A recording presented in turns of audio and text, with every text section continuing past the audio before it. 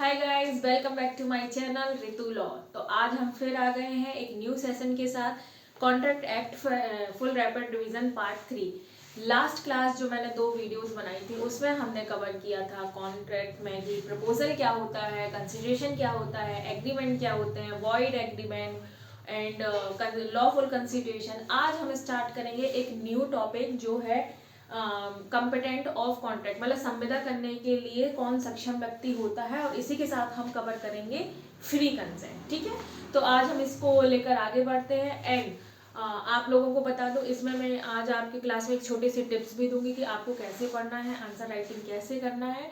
तो फटाफट से रेडी हो जाइए और अपने कॉपी पेन अपने साथ रखिए। ठीक है, तो अभी तक हमने पढ़ा कॉन्ट्रैक्ट क्या होता है, कॉन्ट्रैक्ट में पार्टीज कौन होती है और कॉन्ट्रैक्ट बनता कैसे है। अगर आपको वो 5 स्टेप नहीं पता है कॉन्ट्रैक्ट के तो जाके आप एक बार फिर देख लीजिए। बिना 5 स्टेप के आप वो कॉन्ट्रैक्ट नहीं बना सकते। प्रपोजल से लेके संविदा तक कितने स्टेप होते हैं आपको मेरी फर्स्ट क्लास में मिल जाएगा। ठीक है, चलिए आज हम कवर करेंगे कि संविदा करने के लिए कौन सक्षम व्यक्ति होते, सक्षम कौन होता है।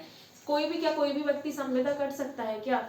कि चलिए मैं माइनर हूँ तो मैं भी संविदा कर सकती हूँ, या मैं पागल हूँ तो क्या मैं संविदा कर सकती हूँ कि नहीं कर सकती, अगर कर सकते हैं तो कितने टाइम ड्यूरेशन में कर सकते हैं। ठीक है, तो हम उसको कवर करेंगे। अगर आप बुक लेकर आ रहे हो, मैं बता दूँ, मैं हमेशा बताती हूँ LLB फर्स्ट सेम और BLLB फर्स्ट सेम के लिए सेमेस्टर की क्लासेस है ये। तो मैं सेमेस्टर के अकॉर्डिंग ही पढ़ाती हूँ कि आपके एग्जाम में क्या क्या कुछ क्या क्या टॉपिक्स आ सकते हैं और उसको आपको लिखना कैसे। ठीक है, चलिए तो अगर हम बुक खोलते हैं तो उसमें चैप्टर 6 है संविदा करने के लिए सक्षम, कैपेसिटी टू कॉन्ट्रैक्ट। ठीक है, कैपेसिटी टू कॉन्ट्रैक्ट, हम मतलब संविदा करने के लिए सक्षम क्या होते हैं। देखिए, आप कभी भी संविदा कर रहे हो ना, 2 व्यक्ति अगर किसी चीज का संविदा कर रहा है तो दोनों व्यक्ति के लिए कुछ कंडीशंस होती हैं। ठीक है, कि वो संविदा करने के लिए क्या क्या कंडीशन फॉलो करेगा। ठीक, मैं एक चार्ट बना के लाई हूँ, जैसे कि आप देख सकते हो। आप ये चार्ट नोट डाउन कर लीजिए। ट्रस्ट में, अगर आप जब भी कभी अपने मन से भी पढ़ोगे ना और ये चार्ट आपको याद रहेगा तो आपको बहुत ईजी रहेगा इस टॉपिक को समझने के लिए। ठीक है, तो सबसे पहले देखिए valid contract, valid contract section 10। जैसे कि ये कंबाइंड क्लास है, LLB वाले भी रहते हैं, और मैं हमेशा बोलती हूँ कि आपको जब पढ़ना है तो सिलेबस उठाकर ही पढ़िए। अभी मैं आज आपको बताऊंगी कि सिलेबस कैसे देख के पढ़ना चाहिए, क्या पढ़ना चाहिए, मैं आपको सब बताऊंगी। ठीक है, तो सिलेबस के अकॉर्डिंग ही पढ़िए। तो अगर आप LLB वाले हैं तो आपने देखा होगा आपके सिलेबस में सेक्शंस बहुत दिए गए हैं, इस सेक्शन, ये सेक्शन, ये सेक्शन। उसमें से एक सेक्शन है सेक्शन 10, ठीक है, जिसमें बताया है वैलिड कॉन्ट्रैक्ट। ठीक, तो मैंने 3 चार्ट बनाए हुए हैं। फर्स्ट पॉइंट है कॉम्पिटेंट टू कॉन्ट्रैक्ट, संविदा करने के लिए सक्षम। ठीक, सेकेंड है फ्री कंसेंट, स्वतंत्र सहमति, जिसको मैं आज कवर करने वाली हूँ। और लास्ट है लॉफुल विधिपूर्ण कंसिडरेशन। ठीक है, या तो कंसिडरेशन हो सकता है या ऑब्जेक्ट हो सकता है, सेक्शन 23। इसको हम लास्ट क्लास में रैपिड रिवीजन का जो सेकेंड क्लास था उसमें हम कवर कर चुके हैं। ठीक है, आज हम इन दोनों को कवर करने वाले हैं। तो देखिए, संविदा करने के लिए कौन सक्षम हो सकता है। फर्स्ट पॉइंट है मेजर, प्राप्त वर्ग। ठीक है, सेकेंड है साउंड माइंड, स्वस्थ चरित्र, और तीसरा है नॉट डिस्क्वालिफाइड बाय लॉ, विधि द्वारा निर्हित ना हो।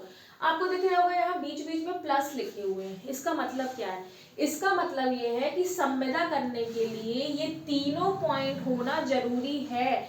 यहाँ और OR या वाला वर्ड यूज नहीं किया गया, मतलब इनमें से एक नहीं, इन तीनों का होना जरूरी है। कैसे?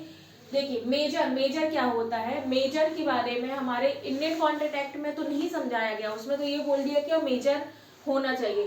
पर मेजर की जो मेन डेफिनेशन है ना, वो as per section 3 of Indian majority act, Indian majority act में बताया गया है, जहां मेजर की एक एज डिफाइन की गई है जो है 18 साल। ठीक है, सेकेंड हम साउंड माइंड के बारे में पढ़ेंगे जो कि सेक्शन 12 बोलता है, और नॉट डिस्क्वालिफाइड बाय लॉ इसमें ही कवर करता है। ठीक है, और सेक्शन 14 में फ्री कंसेंट के बारे में बताया गया है। यहाँ हम 15, 16, 17, 18, 19, 20, 21, 22 सब पढ़ेंगे, यहाँ पर इसको कवर करेंगे। ठीक, तो आज हम पढ़ेंगे, अभी हम पढ़ेंगे इस टॉपिक को कि क्या होता है मेजर। ठीक है, और क्या होता है साउंड माइंड, और क्या होता है not disqualified law by law. ठीक है, तो अगर आप चैप्टर 6 निकालोगे तो चैप्टर 6 में बोला गया है कि वो व्यक्ति ही संविदा कर सकता है जो अवयस्क ना हो, अवयस्क ना हो मतलब माइनर ना हो।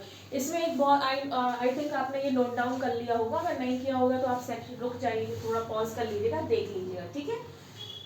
ओके, अब मैं इसको क्लीन कर रही हूँ। देखिए, कोई भी व्यक्ति, वही व्यक्ति, आप अगर क्वेश्चन में लिखोगे तो आप यही लिखोगे कि 2 या 2 से अधिक व्यक्ति संविदा कर सकते हैं, पर ऐसी संविदा, ऐसा व्यक्ति स्वस्थ होना चाहिए, स्वस्थ चित्त का होना चाहिए, प्राप्त वय होना चाहिए मतलब माइनर नहीं होना चाहिए, और विधि द्वारा निर्हित ना हो, ठीक है, नॉट डिस्क्वालीफाइड बाय लॉ, आपको ये लिखना है। इसमें एक बहुत इंपॉर्टेंट जजमेंट आता है, बहुत जो कि कभी कभी बन के ही आ जाता है पेपर में, जिसका नाम है मोहरी बीवी। मोहरी बीवी आप अपना देखेंगे, मोहरी बीवी वर्सेस धर्मोदास घोष, 1903 का केस है ये, ठीक है।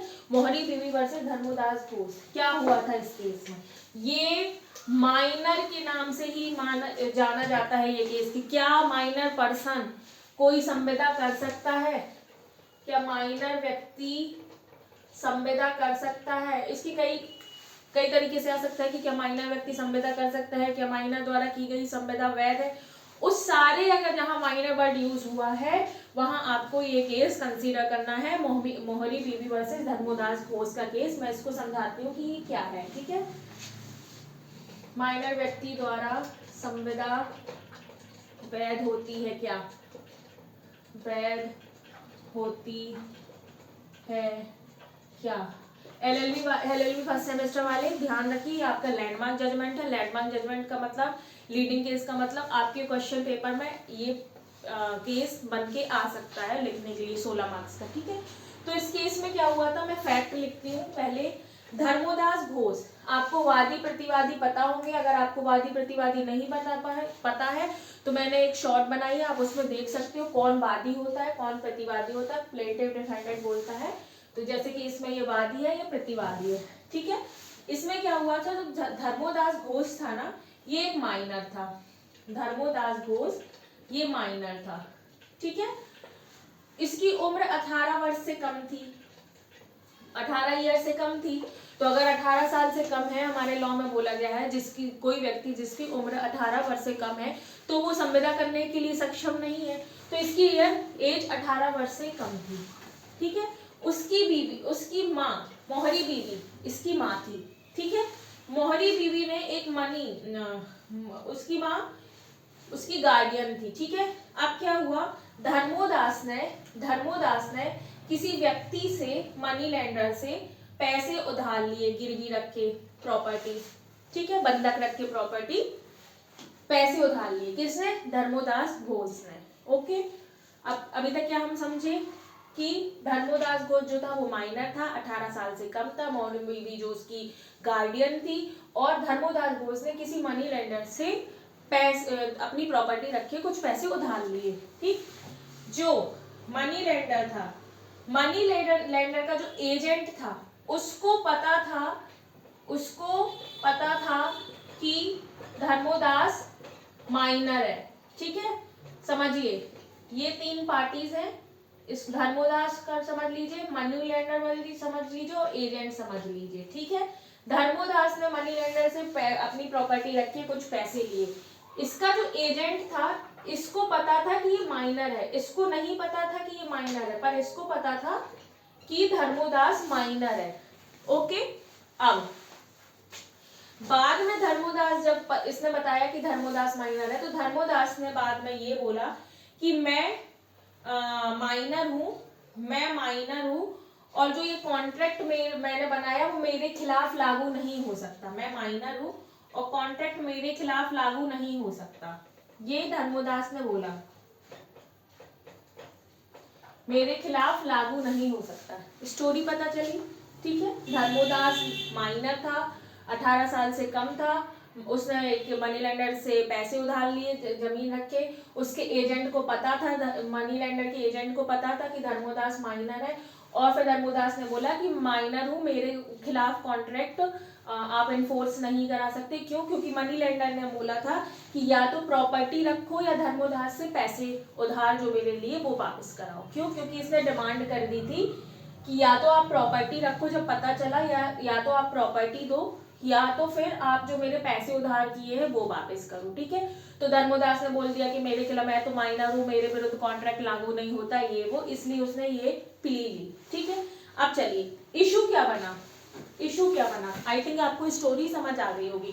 यहाँ एजेंट को पता था कि वो माइनर है और फिर उसको पता चल गया, उसको नहीं पता था। अगर इसको पता होता पहले से ही मनी लेंडर को कि वो माइनर है तो फिर कुछ केस बनता ही नहीं। ठीक है, चलिए अब इसमें लीगल इशू क्या निकला। लीगल इशू निकला कि क्या एक माइनर द्वारा किया गया कॉन्ट्रैक्ट शुरू से ही वॉइड है। लीगल इशू निकला कि क्या एक माइनर द्वारा किया गया कॉन्ट्रैक्ट शुरू से ही वॉइड है। ठीक है, तो देखिए इसमें 3 पॉइंट निकलते हैं। फर्स्ट, क्या हुआ होगा, प्रीवी काउंसिल ने जजमेंट दिया, लीगल इशू बन गया। आप लिख सकते हो लीगल इशू है कि क्या माइनर द्वारा किया गया कॉन्ट्रैक्ट शुरू से ही शून्य है, वॉइड अब इनिशियो, वॉइड एब इनिशियो, प्रारंभ से ही शून्य, प्रारंभ से ही शून्य। ठीक है, ये इसका अर्थ है। चलिए, तो इसमें पहला जो पॉइंट निकला वो वही निकला, वॉइड एब इनिशियो, प्रारंभ से ही शून्य। क्यों प्रारंभ से शून्य? प्रीवी काउंसिल ने जजमेंट दिया कि वो ये कॉन्ट्रैक्ट वॉइड एब इनिशियो। क्यों? क्योंकि माइनर क्षमता नहीं रखता है कॉन्ट्रैक्ट करने की, माइनर क्षमता नहीं रखता कॉन्ट्रैक्ट के लिए। सेकेंड, कॉन्ट्रैक्ट, इसलिए कभी कॉन्ट्रैक्ट अस्तित्व में ही नहीं आएगा जब क्षमता ही नहीं है तो अस्तित्व ही नहीं। ठीक है, थर्ड, इसे इन्फोर्स नहीं कराया जा सकता, तो उसे इन्फोर्स नहीं कराया जा सकता। ठीक है, अब बात आया कि उसने पैसे ले लिए, माइनर ने पैसे तो ले लिए थे, प्रॉपर्टी जरूर रखा दी थी पर पैसे ले लिए। ठीक, तो ये तो बता दिया है कि वॉइड ऑफ इनिशियो है, कॉन्ट्रैक्ट नहीं अस्तित्व में होता है, उसे इन्फोर्स नहीं कराया सकता। पर क्या कभी आपने सोचा, अभी आपके पढ़ते पढ़ते दिमाग में आया कि क्या फिर माइनर ऐसे ही पैसे लेके, मतलब फिर उस क्या रेमेडी, अगर कोई कॉन्ट्रैक्ट इन्फोर्स ही नहीं होगा, मतलब उसके अगेंस्ट कोई विरोध का केस ही नहीं बनेगा, कुछ नहीं होगा, तो जो उसने फायदा प्राप्त किया उसका क्या होगा। तो अभी हम आगे इसी इंडियन कॉन्ट्रैक्ट एक्ट में एक सेक्शन पढ़ेंगे, सेक्शन 65, जिसका नाम है रेस्टिट्यूशन। रेस्टिट्यूशन, ठीक है, रेस्टिट्यूशन। इस और एक आता है एसआरए का सेक्शन 33, नॉलेज के लिए बता देते हैं, एसआरए का सेक्शन 33, ये दोनों। इसमें ये बताया गया है कि अगर माइनर ने, सुन लीजिए, अगर माइनर ने किसी माइनर के खिलाफ तो कॉन्ट्रैक्ट, मतलब माइनर कॉन्ट्रैक्ट नहीं कर सकता, पर अगर माइनर ने इस कॉन्ट्रैक्ट के अंदर कोई फायदा प्राप्त किया है तो ऐसा फायदा उस व्यक्ति को वापस करना पड़ेगा। ये बहुत, माइनर के खिलाफ सिर्फ एक ही, माइनर के विरुद्ध सिर्फ एक ही रेमेडी है कि अगर माइनर ने कोई फायदा प्राप्त कर लिया है तो सेक्शन 65, सेक्शन एसआरए की सेक्शन 33 के अकॉर्डिंग माइनर को वो फायदा उस व्यक्ति को वापस करना पड़ेगा। ठीक है, तो लीगल इशू क्या था कि क्या वैलिड कॉन्ट्रैक्ट बनेगा, आपने स्टोरी समझ ली। फिर लीगल इशू बना कि वैलिड कॉन्ट्रैक्ट बनेगा क्या, फिर जजमेंट आया कि नहीं, ये शुरू से वॉइड ऑफ इनिशियो है, माइनर को क्षमता नहीं थी, वो कॉन्ट्रैक्ट नहीं कर सकता, उसे इन्फोर्स नहीं कराया जा सकता। ठीक है, लेंडर खुद गलती पर था, क्योंकि माइनर जानता था कि माइनर की लड़का जानता था कि माइनर है, फिर भी उसने लोन दिया। उसके एजेंट जानता था कि वो माइनर है और फिर भी उसने लोन दिया। ठीक है, तो उसको कोई रेमेडी नहीं मिली, बस उसने जो फायदा प्राप्त किया उसको वो रिटर्न करना पड़ा। ठीक है, ये एक केस था इसका, बहुत इंपॉर्टेंट केस है, आप लोग लिख लो। और आपको अगर बुक में देखोगे तो बुक में भी मिलेगा। तो हमने ये माइनर का पढ़ा पूरा, धर्मोरी बीवी वर्सेस धर्मोदास बोस, क्या क्या है, एजेंट यूज होता है ना, तो बहुत बच्चे कंफ्यूज हो जाते हैं कि मैम ये कौन था, वो कौन था। यही स्टोरी थी, आपको स्टोरी बहुत ज़्यादा याद करके नहीं चलनी है, आपको थोड़ी सी स्टोरीज याद होनी चाहिए। उसके बाद आपका लीगल इशू और प्रीवी काउंसिल ने जजमेंट क्यों दिया, किस बेस पे दिया, ये आपको याद होना चाहिए। ठीक है, कुछ पॉइंट्स आते हैं, ये जो टॉपिक है बहुत बड़ा नहीं है, कुछ पॉइंट्स आते हैं, आप चाहो तो लिख लो या मैं बता दे रही हूँ। कुछ पॉइंट्स आते हैं कि क्या इस पॉइंट में कोई व्यक्ति संविदा करने के लिए सक्षम है, ठीक है, वो पॉइंट्स मैं समझा देती हूँ, आप नोट डाउन भी कर सकते हैं। देखो पहला है कि आप लिख लो, ए जो नाबालिग है बी को जरूरी चीजें प्राप्त कराता है। ए जो नाबालिग है, ए नाबालिग बी को, सॉरी ए जो नाबालिग बी है मतलब माइनर जो बी है उसको कोई चीजें प्राप्त कराता है, तो क्या ए अब कुछ प्राप्त कर सकता है, उससे रिटर्न ले सकता है? तो ये है कि ए बी की संपत्ति से भुगतान कर सकता है, ठीक है।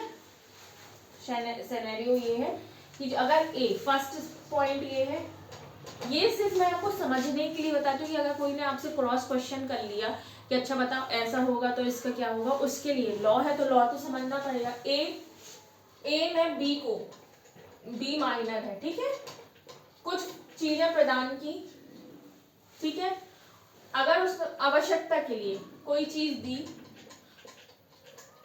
ठीक, तो क्या अब ए कुछ उससे बी से प्राप्त कर सकता है रिटर्न में? तो बी उसकी प्रॉपर्टी से थोड़ी सी फायदा प्राप्त कर सकता है, ठीक है, जो संपत्ति का भुगतान हुआ है उससे वसूल कर सकता है। सेकंड है कि क्या कोई व्यक्ति चुनाव लड़ने, जिस व्यक्ति को किसी भी चुनाव लड़ने से रोक दिया वह कॉन्ट्रैक्ट कर सकता है। क्वेश्चन ये आता है कि कोई व्यक्ति को चुनाव लड़ने से रोक दिया जाता है, कई ऐसे केसेस आते हैं कि आप चुनाव नहीं लड़ सकते हो, ठीक है, तो क्या व्यक्ति जिसको चुनाव से रोक दिया गया है, क्योंकि हमने पढ़ा विधि द्वारा निर्हित, तो क्या चुनाव से रोक दिया गया है तो क्या वो कॉन्ट्रैक्ट करने के लिए सक्षम है? तो इसका आंसर हाँ। जरूरी नहीं है कि क्योंकि चुनाव से रोके जाने की कंडीशंस काफी अलग अलग होती हैं।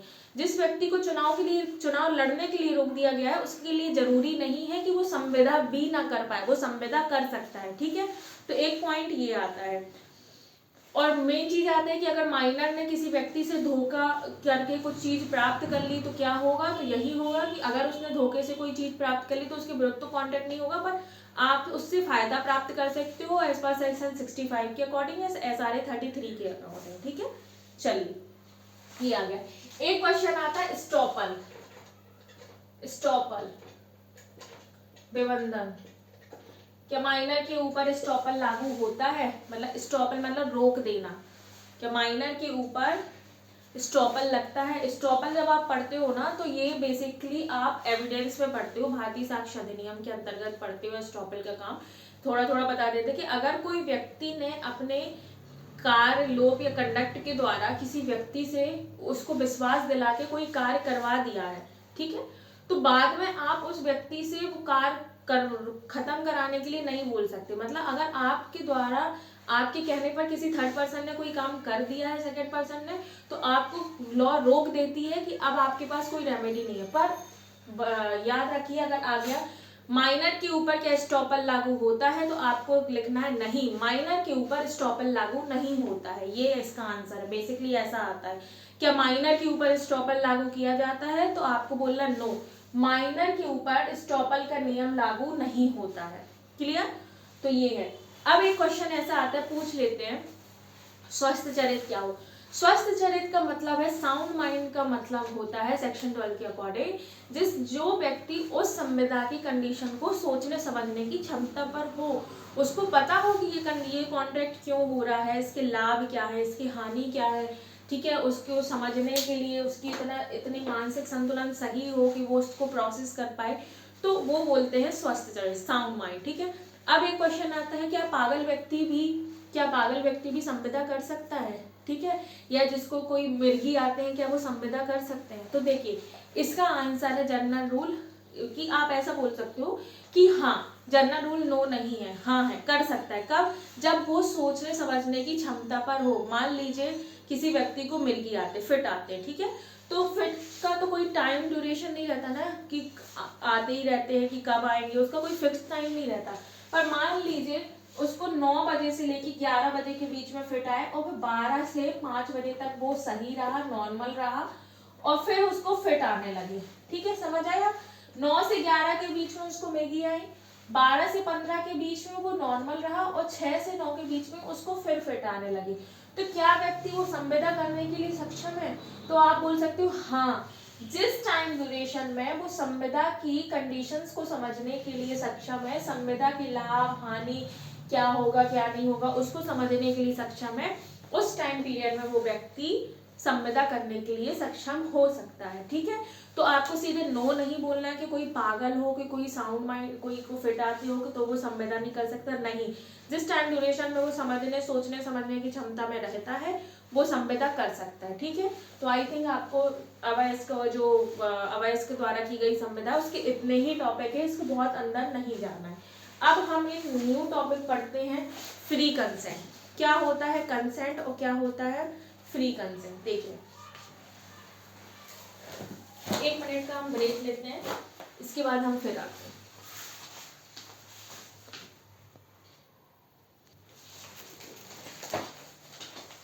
ओके गाइस, तो हम आ गए हैं। तो अब हम पढ़ने वाले हैं एक न्यू टॉपिक, चैप्टर 7 कंसेंट। ठीक है, कंसेंट क्या होता है, इसमें फ्री कंसेंट भी समझ लेते हैं पर पहले हम कंसेंट समझेंगे। ठीक, तो आप अगर खोल लेते हो चैप्टर 7 और सेक्शन नंबर 13, अगर आप बुक में चैप्टर 7 खोलते हो तो देखिए यहाँ कंसेंट की डेफिनेशन दी गई है।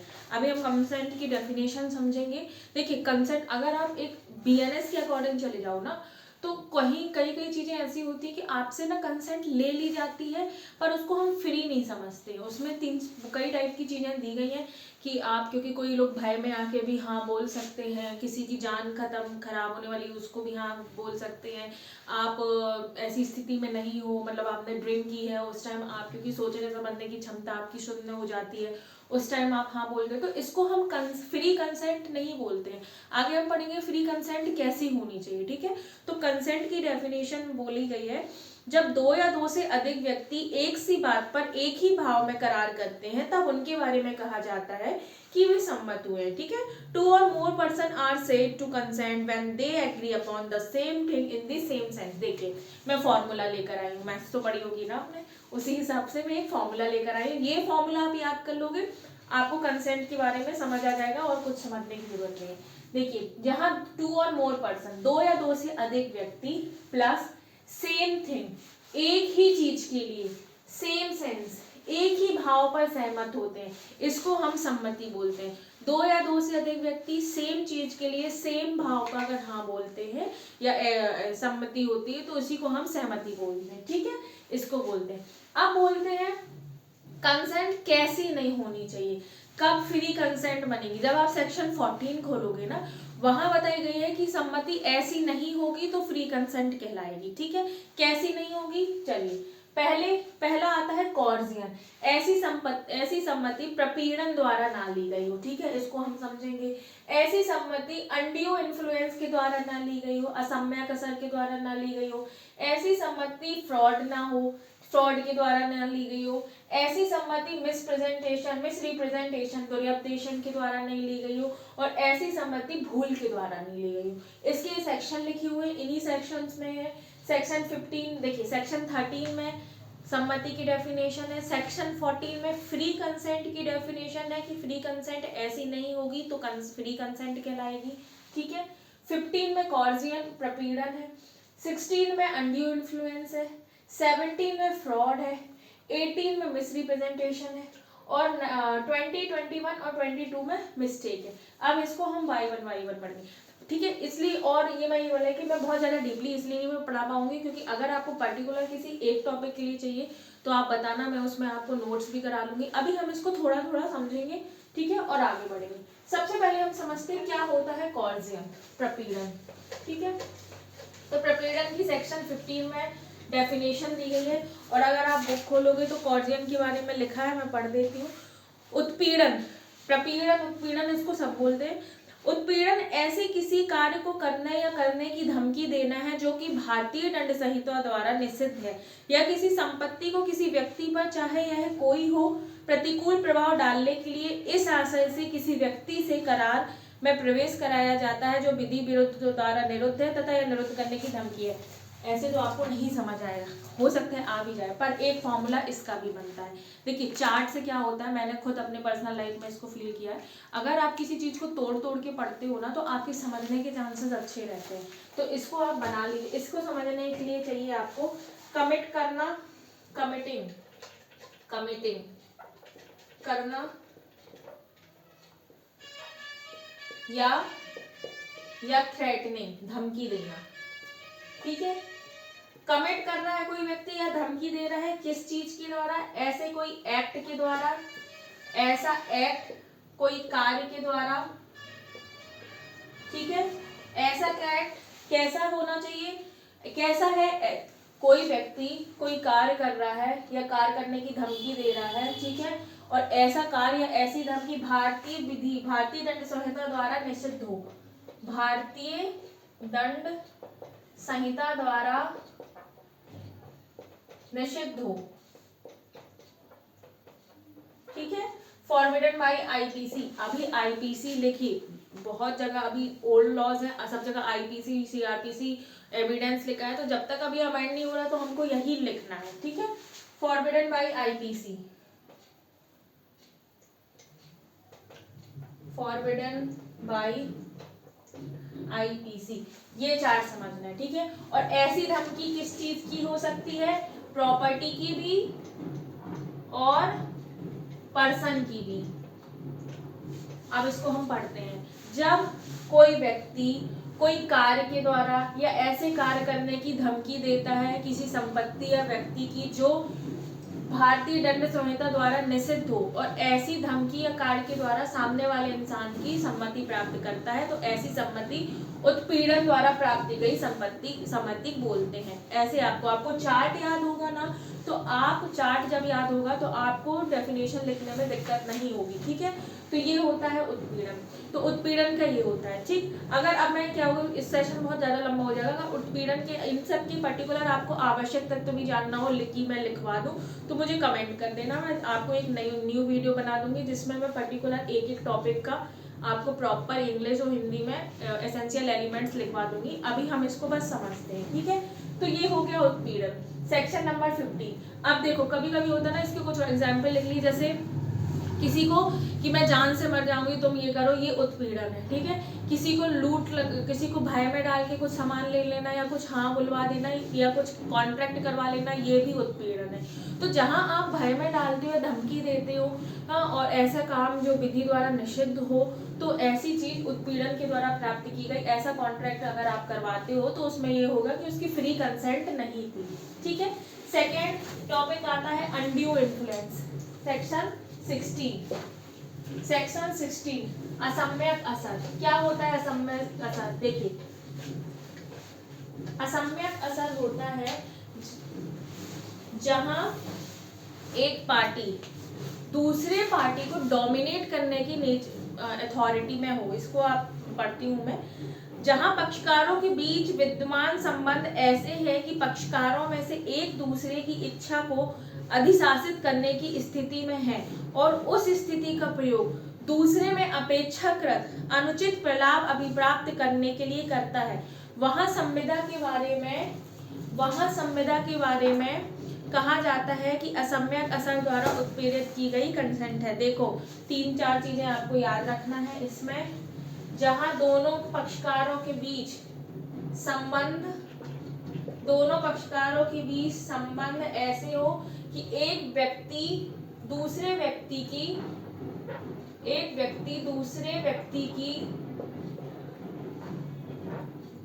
इच्छा को अधिशासित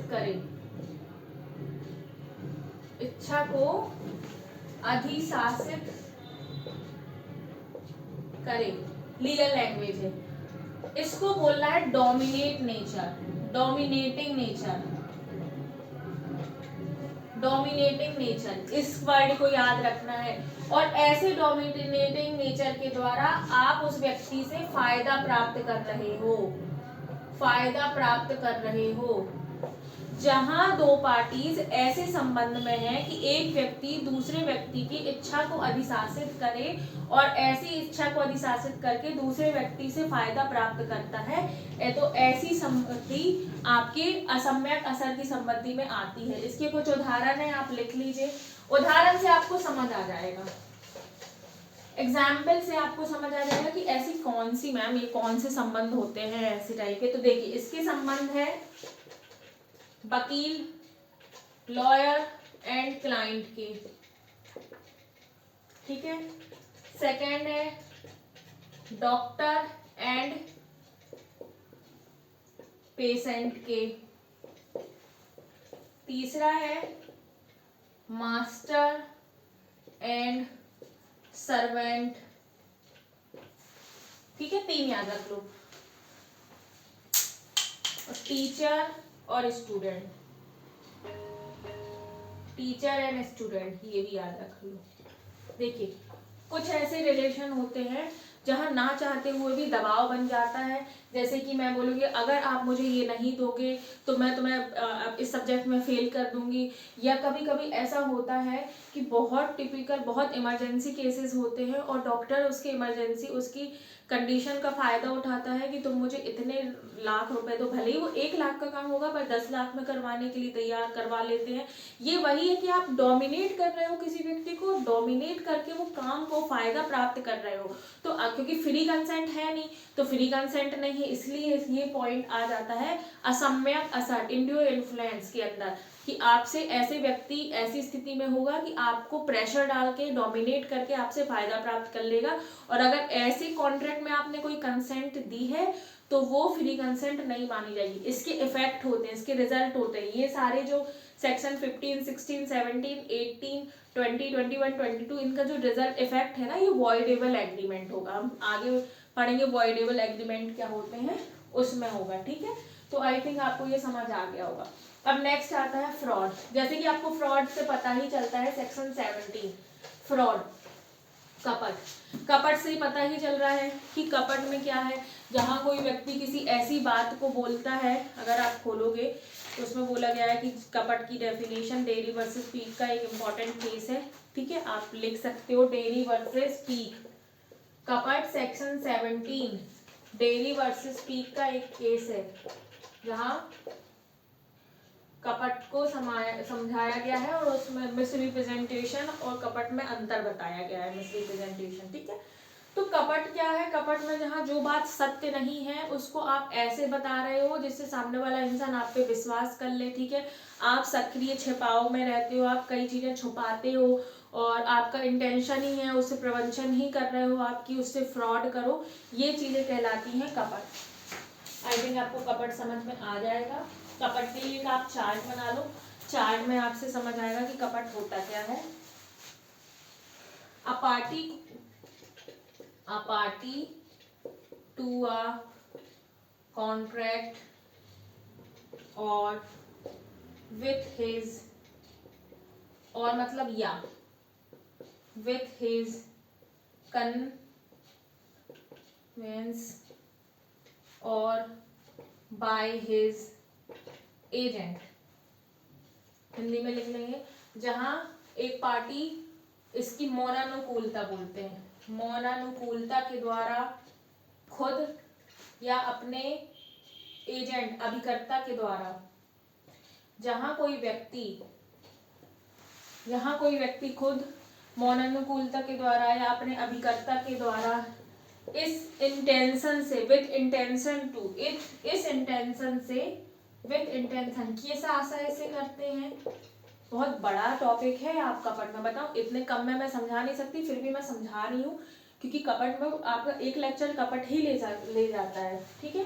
विथ इंटेंशन किस चीज के इंटेंशन है, प्रवंचना करना या उत्प्रेरित करने के आशय से किसी व्यक्ति को से कोई कंसेंट लेता है, किस व्यक्ति से, या कोई अनदर पर्सन से, या उसके अनदर पार्टी से, या उसके एजेंट से, और या उसके एजेंट से, जहां कोई व्यक्ति उसके मौनानुकूलता के द्वारा या अपने एजेंट के द्वारा किस इंटेंशन से प्रवंचना या उत्प्रेरित करने के आशय से किसी और व्यक्ति को या उसके अभिकर्ता को ऐसी बात करने के लिए, अब उसमें कुछ पॉइंट दिए गए हैं। फर्स्ट है जो बात सत्य नहीं है उसका तथ्य के रूप में सुझाया जाना। सेकंड, किसी तथ्य का सक्रिय छिपाव करता है। थर्ड, कोई व्यक्ति वचन का पालन नहीं करना फिर भी पालन करने की वचन देता है।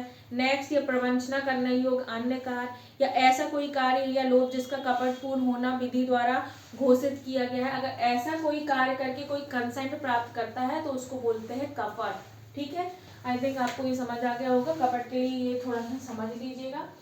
यही है कि कपट की डेफिनेशन में एक लेक्चर में कपट का अलग से बनाऊंगी, उसमें मैं आपको प्रॉपर एसेंशियल एलिमेंट्स भी लिखवाऊंगी। ठीक, नेक्स्ट आता है आपका अनड्यू मिस रिप्रेजेंटेशन। देखिए, मिस रिप्रेजेंटेशन जो होता है ना, ये थोड़ी सी कपट से छोटी चीज होती है। इसमें जो व्यक्ति मिस रिप्रेजेंटेशन करता है उसको, वो कपट नहीं करता, उसको खुद विश्वास है कि ये चीज सही है।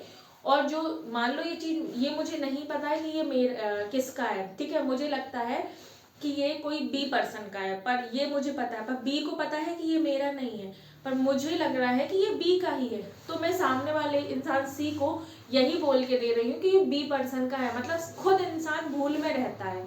तो ऐसा इंसान अगर कोई भूल में रह के या कोई कर्तव्य भंग करके कोई किसी की कंसेंट लेता है तो उसको मिस रिप्रेजेंटेशन की बोलते हैं। ठीक है, मिस रिप्रेजेंटेशन के द्वारा कंसेंट ली गई है। मिस रिप्रेजेंटेशन जो है वो कपट से छोटा, सेक्शन 18, कपट से छोटा पॉइंट होता है, पर उसमें भी क्या है, भ्रम में रहते हैं। तो आपने कंसेंट भी आपकी स्वेच्छा से नहीं हुई होगी, क्यों? क्योंकि पता चले आप मालिक किसी और को समझ रहे हो, निकल कोई और आया, तो वो भी फिर फ्री कंसेंट के अंदर नहीं आता है। नेक्स्ट होता है मिस्टेक। ठीक है, तो आई थिंक हम इसका लेक्चर जो अपन नेक्स्ट कंप्लीट कर जब स्टार्ट करेंगे मिस्टेक का, तो उसमें मैं आपको समझा दूंगी। और आज के लिए हम इतना ही रखते हैं। एंड नेक्स्ट जो लेक्चर आएगा आप या तो आप मुझे कमेंट बॉक्स में बता दीजिए कि आप क्या पढ़ना चाहते हो, या फिर जो भी होगा मैं आगे का कंटिन्यू करूँगी। और टिप्स एंड ट्रिक ये है कि आप लोग अपने बुक ले आइए, और बुक लेने के बाद यही कि सिलेबस में जब आप पढ़ते हो ना सेमेस्टर्स के लिए, तो सेमेस्टर के लिए ऐसे पढ़ना है आपको कि मान लीजिए आपके ये टॉपिक हैं इतने सारे LLB वाले, तो आपको लिखना तो 5 ही क्वेश्चन है। तो थोड़े से ऐसे, जैसे मैं करती थी कि स्टार्टिंग में जैसे 10 है तो स्टार्टिंग के मैं 7 ऊपर के 7 पूरे टॉपिक कंप्लीट कर लेती थी। इनमें से गारंटेड एक तो एक फंसता ही है, और नीचे क्योंकि क्या बहुत पढ़ने की जरूरत नहीं होती है, बच्चे इसी में स्कोर नहीं कर पाते क्योंकि वो सब पढ़ते हैं। सब नहीं, हाँ आपको जानना है तो आप सब पढ़ दो, पर सब पढ़ने की चीज नहीं होती है। आप डिसाइड करो कि आपको क्या पढ़ना है और आप लाइन से कवर कर लो, उसमें से एक क्वेश्चन आपका जरूर फंस जाएगा। या तो आप नीचे ऐसा करो, ऊपर के 4 नीचे के 4 कर लीजिए, बीच के आप टॉपिक छोड़ सकते हो। अगर समय कम है और सिलेबस बड़ा है तो ऐसे ही कवर किए जाते हैं। मान लीजिए लीडिंग केस आपकी अगर आप देखोगे 6 हैं, मेरे इस वाले में 6 है, तो आप ऊपर के 4 लीडिंग केस पढ़ लो, नीचे के आप 2 छोड़ दो। ठीक है, या आप 3 भी कर सकते हो, 3 छोड़ दो, तो 50% चांसेस होते हैं कि इनमें से एक आपका फंस ही जाएगा। तो पढ़ने के भी अपने अपने टिप्स होते हैं, आप प्लीज़ वो टिप्स फॉलो करिए। और अगर आपको ऐसे और भी टिप्स चाहिए तो मुझे ज़रूर बताइएगा। और पर्टिकुलर अगर BLLB या LLB फर्स्ट सेमेस्टर के सेमेस्टर वाले बच्चों को अगर कुछ कॉन्ट्रैक्ट से रिलेटेड या BNS या कॉन्स्टिट्यूशन से रिलेटेड कोई टॉपिक चाहिए है तो आप मुझे कमेंट बॉक्स में करिए। नेक्स्ट शॉर्ट में मैं बताऊंगी सनॉप्सिस, इस लेक्चर के सनॉप्सिस कैसे बनाने हैं। तो thank you, and like, subscribe and share. Thank you.